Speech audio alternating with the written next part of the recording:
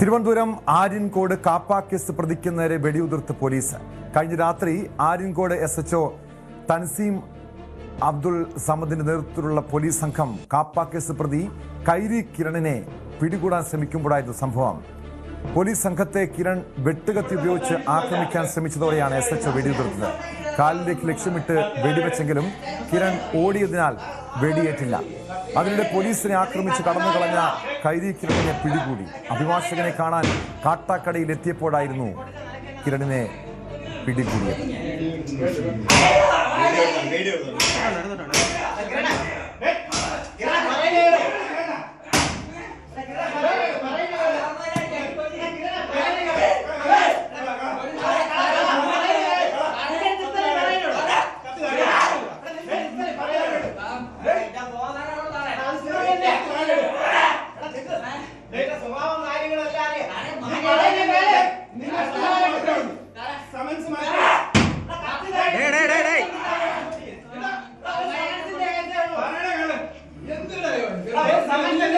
ഒരു സമൻസേ ഉള്ളൂ.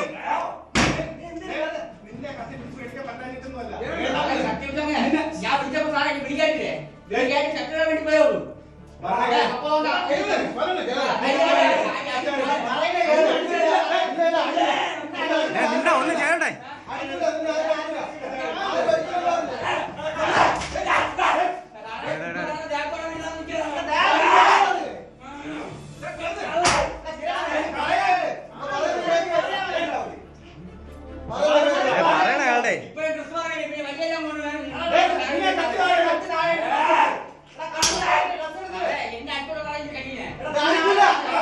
നിന്നെ അടിക്കൂല, നിന്നെ ആരാ അടിക്കണേ?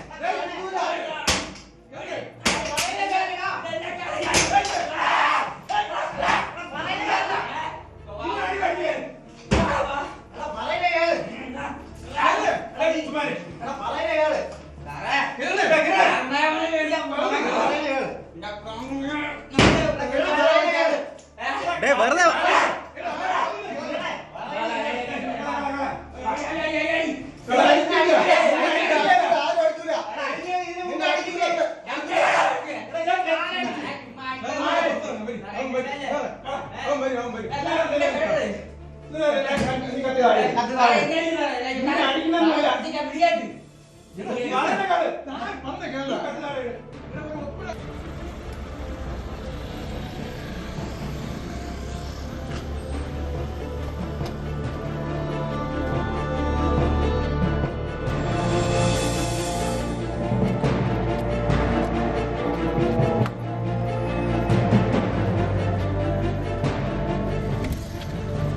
നാടുകടത്തിയ പ്രതി വിലക്ക് ലംഘിച്ച് വീട്ടിലെത്തിയതറിഞ്ഞ് പിടികൂടാൻ എത്തിയപ്പോഴായിരുന്നു പോലീസിന് നേരെ കാപ്പ കേസ് പ്രതിയായിട്ടുള്ള കിരൺ കത്തിവീശി ഭീകരാന്തരീക്ഷം സൃഷ്ടിച്ചത്. അതിനുശേഷം ഓടി രക്ഷപ്പെടാൻ ശ്രമിക്കുമ്പോൾ SHO ഇയാൾക്ക് നേരെ വെടിയുതിർത്തെങ്കിലും അവിടെ നിന്ന് രക്ഷപ്പെട്ടു.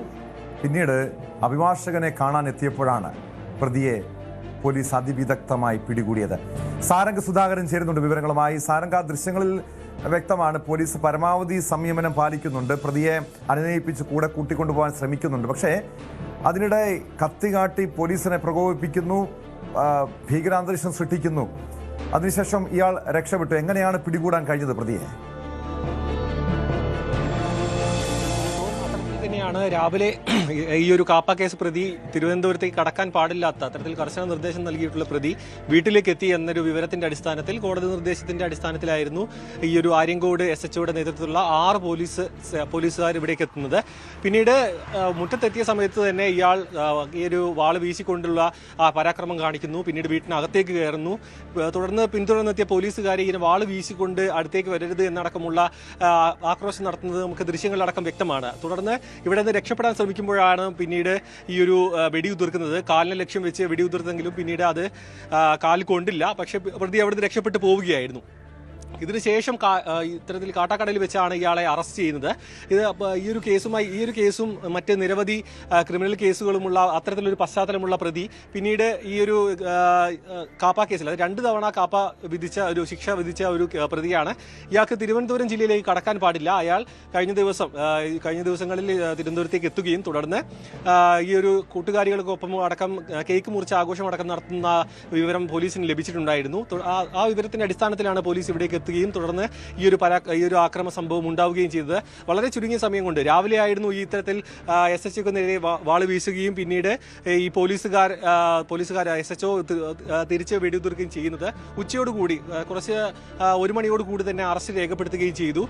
ഈ ഒരു അഭിഭാഷകനെ കണ്ടുകൊണ്ട് ഈ കേസിലും പിന്നെ മറ്റ് കാപ്പ കേസിലടക്കമുള്ള ഒരു ജാമ്യം ലഭിക്കാനടക്കമുള്ള ഇതിന് മുൻകൂർ ഇത്തരത്തിൽ ആക്രമണം നടത്തി പിന്നീട് സ്വബോധത്തിലേക്ക് എത്തിയ പ്രതി പിന്നീട് ഇത്തരത്തിലൊരു നിയമസഹായം ലഭിക്കാൻ വേണ്ടിയിട്ടാണ് അഭിഭാഷകനെ തേടി എത്തിയതെന്നാണ് മനസ്സിലാക്കാൻ കഴിയുന്നത്. ആ സമയത്താണ് പ്രതിയെ അറസ്റ്റ് ചെയ്തിരിക്കുന്നത്. വളരെ ചുരുങ്ങിയ സമയം കൊണ്ട് തന്നെ അറസ്റ്റ് ചെയ്യാൻ കഴിഞ്ഞു. ഈ ഒരു DIG അടക്കം നൽകിയ വിശദീകരണം എന്ന് പറയുമ്പോൾ ഈ സ്വയരക്ഷയ്ക്ക് വേണ്ടിയാണ് ഈ SHO വെടിയുതിർത്ത് എന്നാണ് പറയുന്നത്. കാരണം വാള് വീശിക്കൊണ്ട് ദൃശ്യങ്ങൾ വളരെ വ്യക്തമാണ്. പോലീസുകാരെ അടുത്തേക്ക് ചെല്ലാൻ പോലും സമ്മതിക്കുന്നില്ല. വാള് വീശുകയാണ്, തുടർച്ചയായി വാള് വീശുന്നു. മാത്രമല്ല വീടിനകത്തുള്ള ഉപകരണങ്ങളും വാതിലും അടക്കം ഈ വാൾ ഉപയോഗിച്ച് തകർക്കാൻ ശ്രമിക്കുന്നു. അത്തരത്തിൽ വളരെ പ്രകോപിതനായിരുന്നു പ്രതി. അതുകൊണ്ട് തന്നെ ഒരു ആക്രമണം തടയാൻ എന്ന രീതിയിൽ സ്വയരക്ഷയ്ക്ക് വേണ്ടിയാണ് വെടിയുതിർത്തതെന്നാണ് പോലീസിന്റെ വിശദീകരണം. നിലവിൽ പോലീസിന്റെ കസ്റ്റഡിയിലാണ് ഇയാൾ. സ്ഥിരം കുറ്റവാളിയാണ്. നിരവധി ക്രിമിനൽ കേസുകളടക്കം പ്രതിയാണെന്നാണ് മനസ്സിലാക്കാൻ കഴിയുന്നത്. കാപ്പ ശിക്ഷിക്കണം തന്നെ നമുക്ക് മനസ്സിലാക്കാവുന്നതേ ഉള്ളൂ. നിരവധി കേസുകൾ പ്രതിയായിരിക്കണം, അല്ലാതെ 2 തവണ കാപ്പ ശിക്ഷിക്കുക എന്ന് പറയുന്നത് അത്ര സാധാരണയായിട്ടുള്ള ഒരു വിഷയമല്ല. അതുകൊണ്ട് തന്നെ ഇപ്പോൾ പ്രതി പിടിയിലാണ്. ഇപ്പോൾ പോലീസിനെ ആക്രമിച്ചതും പിന്നെ ഇത്തരത്തിൽ കാപ്പ മറികടന്നുകൊണ്ട് തിരുവനന്തപുരത്തുള്ള അസാധാരണമായ സംഭവമാണ്. നമുക്കറിയാം, കാരണം കേരളത്തിൽ പലയിടങ്ങളിലും ഈ രീതിയിൽ ലഹരി കേസ് പ്രതികൾ, കാപ്പ കേസ് പ്രതികൾ പിടികൂടാനെത്തുമ്പോൾ പോലീസിന് നേരെ കത്തിവീശുന്ന, പോലീസിനെ ആക്രമിക്കുന്ന സംഭവങ്ങൾ നിരവധി ഉണ്ടാകാറുണ്ട്. പക്ഷേ ഇവിടെ കേരള പോലീസ് പരമാവധി സംയമനം പാലിക്കും, പ്രതികൾക്ക് നേരെ വെടിയുതിർക്കാറില്ല. സാധാരണ നമുക്കറിയാം, നമ്മുടെ അയൽ സംസ്ഥാനങ്ങളിൽ കേരളത്തിലും കർണാടകത്തിലൊക്കെ, തമിഴ്നാട്ടിലും കർണാടകത്തിലൊക്കെ നമ്മൾ കാണുന്ന കാഴ്ച മറ്റൊന്നാണ്. അതായത് അവിടെ പലപ്പോഴും ഇതുപോലുള്ള അക്രമികളെ വെടിവെച്ച് കൊല്ലുന്ന സംഭവങ്ങൾ പോലുമുണ്ട്. പക്ഷെ ഇവിടെ നമുക്ക് കാണാൻ കഴിഞ്ഞത് പോലീസ് പരമാവധി ഇയാളെ അന്വയിപ്പിക്കാൻ ശ്രമിക്കുന്നുണ്ട്. ഏറ്റവും ഒടുവിൽ ഇയാൾ അവിടെ നിന്ന് രക്ഷപ്പെടാൻ ശ്രമിക്കുമ്പോഴാണ് വെടിയുതിർത്തെന്നാണ് മനസ്സിലാക്കാൻ കഴിയുന്നത്. എന്താണ് പോലീസിന്റെ വിശദീകരണം ഇതുമായി ബന്ധപ്പെട്ട്? കേരളത്തിൽ ഇത്തരത്തിലൊരു സാഹചര്യം വളരെ കുറവാണ്. കാരണം അങ്ങനെ വെടിയുതിർക്കുക വളരെ അസാധാരണമായ സാഹചര്യത്തിൽ മാത്രമാണ് പോലീസ് അത്തരത്തിൽ കടുത്ത നടപടികളിലേക്ക് കാര്യങ്ങൾ പോവാറ്. ഒരു ആക്രമണ പരമ്പരയായിക്കോട്ടെ, വല്ല പ്രതിഷേധമായിക്കോട്ടെ, അതിലൊന്നും കേരള പോലീസ് അങ്ങനെ ഒരു ആയുധം ഉപയോഗിച്ചു കൊണ്ടുള്ള ഇത്തരത്തിലുള്ള ഒരു പ്രതിരോധ നടപടികളിലേക്ക് കടക്കുന്ന വളരെ ചുരുക്ക സാഹചര്യങ്ങൾ മാത്രമാണ് നമ്മൾ കണ്ടിട്ടുള്ളത്. അതുകൊണ്ട് തന്നെ പക്ഷേ ഈ ഒരു പോലീസിന് ഇത്തരത്തിലൊരു തോക്ക് നൽകിയത് ഈ ഒരു സ്വജീവനും ഒപ്പം തന്നെ സാധാരണക്കാരന് പൊതുജനത്തിനടക്കം ജീവന് ഭീഷണി ഉണ്ടാകുന്ന സമയത്ത് പ്രയോഗിക്കാനും ഉപയോഗിക്കാനും വേണ്ടി തന്നെയാണ് ഈ ഒരു പോലീസിന് ഈ തോക്കടക്കം നൽകിയിരിക്കുന്നത്. SHOയുടെ കയ്യിൽ നിന്നാണ് ഈ സംഭവം നടന്നതെങ്കിൽ തന്നെ അത് അത്തരത്തിലുള്ള ഒരു സാഹചര്യങ്ങളിൽ ഉപയോഗിക്കാൻ വേണ്ടി തന്നെയാണ്. കാരണം ഇത് തിരിച്ച് അത്തരത്തിൽ ഒരു പോലീസ് പ്രതിരോധിച്ചില്ല എങ്കിൽ ഈ ഒരു പ്രതിയെ പിടികൂടുന്നതിനിടയിൽ പ്രതി ആക്രമിക്കുകയോ ഈ ഒരു SHOയ്ക്ക് ജീവൻ നഷ്ടപ്പെടുന്ന സാഹചര്യം അടക്കമുണ്ട്. കാരണം പ്രതിയുടെ പെരുമാറ്റം കണ്ടാൽ തന്നെ അറിയാം, ലഹരിയുടെ ഒരു മൂർധന്യ അവസ്ഥയിലാണ് അയാൾ പ്രതികരിക്കുന്നത്. ഒരു വലിയൊരു മാനസിക ഒരു സമ്മർദ്ദത്തിൽ തന്നെയാണ് അയാൾ ഉണ്ടായിരുന്നത്. ഏത് നിമിഷവും എന്ത് വേണമെങ്കിലും സംഭവിക്കാൻ പറ്റുന്ന ഒരു സാഹചര്യമാണ്. മാത്രമല്ല SHO മാത്രമല്ല അവിടെ ഉണ്ടായിരുന്നത് 6ഓളം പോലീസുകാർ, അതായത് വലിയൊരു സംഘം തന്നെ. ഇയാളുടെ ക്രിമിനൽ പശ്ചാത്തലം അറിഞ്ഞുകൊണ്ട് തന്നെയാണ് SHO അങ്ങോട്ടേക്ക് എത്തിയത്.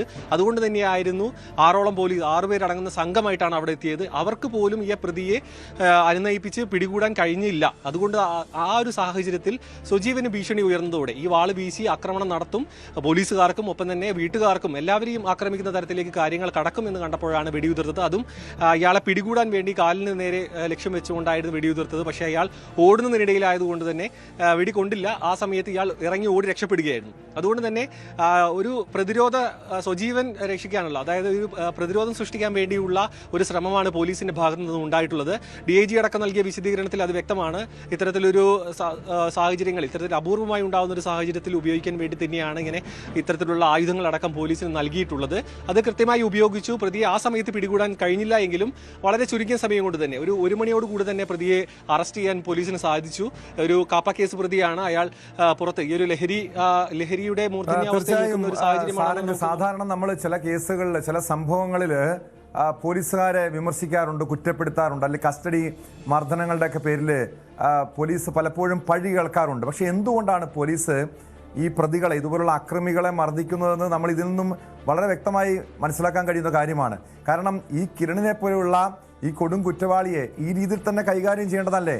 കാരണം അയാൾ കാട്ടിക്കൂട്ടുന്ന പരാക്രമം, പോലീസിന് നേരെ കത്തിയെടുക്കുന്നു, പോലീസിന് യാതൊരു വിലയും കൽപ്പിക്കാതെ ഈ നാട്ടിലെ നിയമ സംവിധാനങ്ങൾക്ക് പുല്ലുവില കൽപ്പിച്ചുകൊണ്ട് അവിടെ വലിയ രീതിയിൽ ഭീകരാന്തരീക്ഷം സൃഷ്ടിക്കുന്നുണ്ട്. ഇങ്ങനെയുള്ള ആളുകൾ പുറത്തിറങ്ങിയാൽ പോലീസിനോട് ഇങ്ങനെയാണ് പെരുമാറുന്നതെങ്കിൽ സാധാരണക്കാർക്ക് ഇവിടെ എന്ത് സുരക്ഷയാണുള്ളതെന്നൊരു ചോദ്യമുണ്ട്.